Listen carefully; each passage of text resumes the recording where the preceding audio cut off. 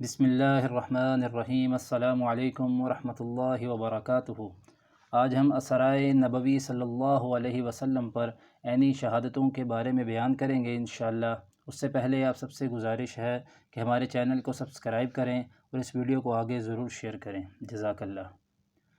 جب صبح ہوئی اور یہ خبر قریش میں پھیلی تو ان کا ایک عجیب عالم تھا کہ اچھا بتلائیے کہ بیت المقدس کی تعمیر اور حیت کیسی ہے اور پہاڑ سے کتنے فاصلے پر ہے۔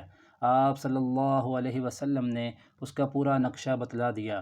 اسی طرح وہ مختلف چیزیں دریافت کرتے رہے اور آپ صلی اللہ علیہ وسلم بتاتے رہے، یہاں تک کہ اب انہوں نے ایسے سوالات شروع کر دیے جو باوجود کئی مرتبہ دیکھ لینے کے بعد کوئی شخص نہ بتلا سکے، مثلا یہ کہ مسجد کے کتنے دروازے ہیں، کتنے طاق ہیں وغیرہ۔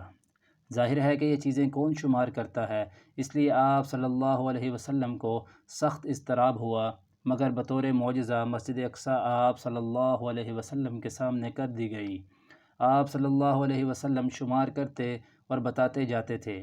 ابو بکر صدیق رضی اللہ تعالیٰ عنہ نے فرمایا، اشہد انک رسول اللہ، اور قریش بھی اب تو سب کے سب چپ ہوئے اور کہنے لگے، حالات و صفات تو بالکل درست بیان کیے ہیں۔